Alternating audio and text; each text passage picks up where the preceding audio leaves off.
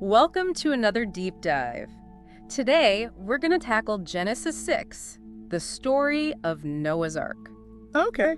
Now, I know most people have heard this one before, Yeah. maybe even as kids, with those little picture books and all that. Right. But trust me, there's way more to this story than meets the eye. We're going to go deeper than just the guy building a boat, gathering the animals, and then the rain starts, right? Yeah, absolutely. Genesis 6 comes right after the creation account in Genesis, so humanity is spreading out across the earth.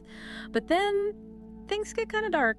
They do. So what happened? What exactly made the world so bad that a flood seemed like, well, the only way to fix things? Well, right away in verse 2, it mentions something really intriguing. It talks about these sons of God taking wives from the daughters of men. Sons of God? Yeah. Who are they talking about there? That's kind of a mystery. Okay. The Bible doesn't exactly spell it out for us. Right. But there are a lot of different interpretations out there. Some people think it's talking about fallen angels, and others think it's referring to maybe a powerful human lineage, like kings or something like demigods. Interesting. Yeah, Genesis just doesn't give us all the details, which makes it all the more interesting to think about. Definitely. And then it gets even more interesting because then it mentions the Nephilim, these mighty men that a lot of people think were giants, and they were born from these unions. Right? It's fascinating, isn't it? Yeah. I mean, stories about giants, they pop up in cultures all over the world. That's true. It makes you wonder if there's some kind of connection between these myths, like a shared origin or something. Yeah, for sure. Well, the Nephilim definitely add to this sense of like chaos, like things are just going off the rails. Yeah. But it feels like there's something even deeper going on in the text, like this widespread wickedness, not just giants. Oh, for sure. Verse 5 says, every intent of the thoughts of man's heart was only evil continually. Wow. That's a pretty chilling line, isn't it? I mean, this isn't just about a few bad people here and there, right? Yeah. This is talking about every human heart, like something fundamentally broken in humanity.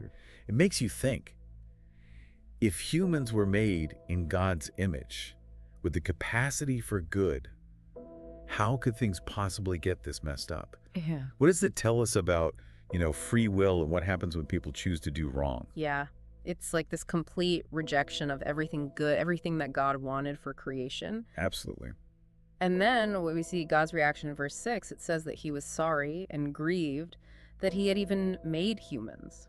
Those are some strong words. Yeah, it's powerful language for sure. Right. It shows us that God is deeply affected by the choices humans make. Think of it like a parent, right? Watching their child make terrible decisions, knowing that there will be consequences, but still feeling heartbroken about it. You can sense that kind of grief and disappointment in this passage. It shows that God's judgment isn't just some cold, detached act. There's this deep sadness behind it. That's true. And it shows that God isn't some, distant, uncaring deity. He really cares about what's happening, Absolutely. And in the midst of all this despair, we get this glimmer of hope in the form of Noah. Okay. He's described as this just man, perfect in his generations. And it says that he walked with God. He stands out as a beacon of righteousness in a world consumed by darkness. So in the middle of all this craziness, we have this one righteous guy, Noah, who it seems is doing the most obvious thing, just living a good life. Right, and that's exactly what sets him apart and earns him God's favor. Makes sense. God chooses Noah to build the ark. Yeah. Which has become, it's one of the most iconic images in the entire Bible. Right. This massive, just gigantic vessel. It was 300 cubits long. 300 cubits. I don't even know what a cubit is. Well, just to give you an idea, a cubit is roughly the length of your forearm. Oh, wow. Okay, so we're talking huge E. Huge E. Just massive. The logistics of building something that big are almost impossible to imagine, let alone the task of gathering two of every animal and figuring out where they're all going to fit. Seriously, I can't even picture it. Right.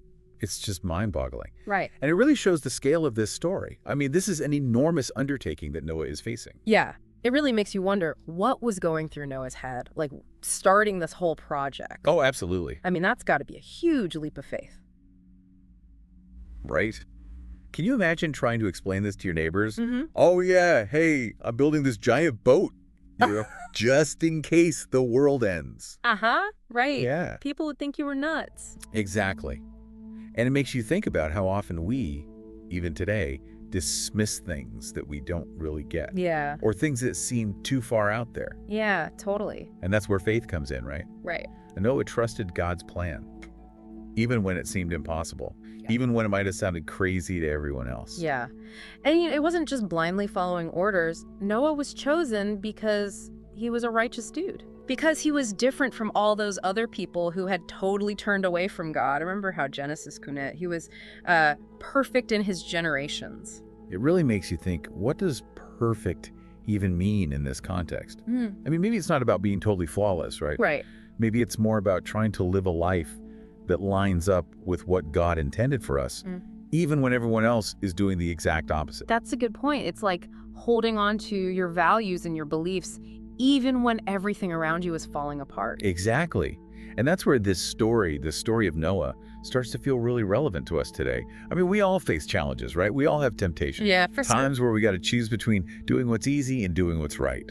We might not be building giant arcs or anything. Right. But we are all going through our own storms, metaphorically speaking. Yeah. And maybe, just maybe, there's something we can learn from Noah's story about his faith, his unwavering faith, and his willingness to do what's right, even when it seemed impossible. Exactly.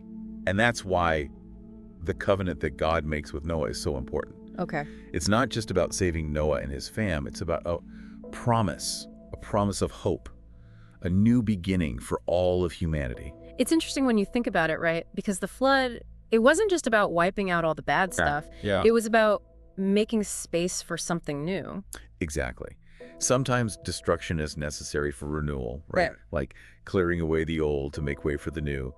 And the covenant with Noah, it symbolizes that fresh start, this promise that no matter how bad things get, there's always hope for a new beginning. But it's not like a get-out-of-jail-free card. Right, exactly. It comes with the responsibility to learn from what happened from the past, Yeah. to build a better future, Yeah. and to remember what led to the flood in the first place, Right. and make different choices this time around. Absolutely. It kind of goes back to what we were talking about before with free will and all that. The flood is a powerful reminder that our choices matter. They have a real impact, not just on ourselves, but on the world around us too. And that even when there's judgment, there's still room for redemption. Yeah. And the covenant, it offers a second chance, Right. a way toward healing and making things right again. It's this powerful message of hope and forgiveness. Absolutely. It also makes you think about responsibility, right? Not just for ourselves, but for each other and for this planet. It's like, in a way, Noah's Ark was like this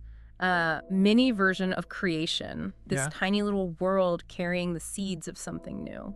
That's a beautiful way to put it. And you know what? It connects this ancient story to some of the challenges we're facing today. Oh, interesting. Okay. Especially when it comes to the environment, right? We need to protect this delicate balance of life on Earth. Yeah. It makes you wonder, what are the arcs we need to build today? What steps can we take to preserve the things that are truly precious and important, in the face of all the problems we're dealing with? That's a big question. It is. It's a question worth thinking about. Yeah, for sure. And it's something we'll keep exploring as we move into our last segment. Okay, so we've been talking about this wild story, the story of Noah's Ark and the flood, all the corruption and the judgment. Yeah. But ultimately, that little glimmer of hope, with the covenant. Absolutely. And how even this ancient text, it still feels relevant even today. Definitely. It seems like there's just so much to unpack here, so many layers to this story. For sure. So as we wrap up this deep dive into Genesis 6, let's talk about some of those layers. Okay. We've been focusing on that, that literal interpretation, like a worldwide flood, this massive ark with all the animals on board. Right. But what are some other ways we can understand what's going on here? Well, it's really important to remember that ancient texts like this, they were often written with multiple layers of meaning. Some people, they look at Genesis as a historical account, like it literally happened. Right. While others see it more as an allegory, full of symbolism and deeper truths. Okay, so even if we don't take it literally, what are some of those deeper truths that we can find in this story? Well, at its core, the flood story is about consequences, right? It's about how the choices we make can have devastating effects, not just on us, but on everyone. Yeah. It's a powerful story, a cautionary tale about, about how fragile civilizations really are. Right. And how important it is to have some kind of I don't know, like a moral compass, you know? It's almost like a warning then. Yeah. Like, hey, we're not invincible. Our actions have real consequences. Exactly. And if we're not careful, we can create our own floods, you know? And I don't necessarily mean literal floods. I mean environmental disasters, social unrest, maybe even personal struggles. I agree. And that's where I think that whole idea of building arcs comes in. We might not be facing a literal flood today, but what are the metaphorical floods that we need to get ready for? Right. What are those values, the relationships, the essential parts of ourselves that we need to protect, you know? Yeah. Especially in a world that feels so chaotic sometimes. So we're talking about building resilience, then individually, but also together as a society, figuring out what really matters, what's most important, and then taking steps to protect those things. Exactly. And I think that's one of the biggest takeaways from this story, this reminder that even in the middle of judgment and destruction, there's always that possibility of renewal, that hope for a new beginning, a chance to learn from our mistakes and build a better future. That's a great way to sum it up. So as we finish up our deep dive into Genesis 6, it seems like we're left with this one big question. With that, what are the arcs that we need to build in our own lives? What steps can we take to make sure that even when things get tough, even when there are challenges, that the good stuff, the essential stuff, can survive? it's a really important question, one that's worth thinking about. Absolutely. And you know what? It's a reminder that these old stories, even the ones we think we know, they still have something to teach us about who we are and the world we live in. Definitely. Thanks for joining us for this deep dive. I hope you'll keep exploring, keep asking questions, and draw your own conclusions from this amazing text, Genesis 6. We'll see you next time for another deep dive into some more big ideas.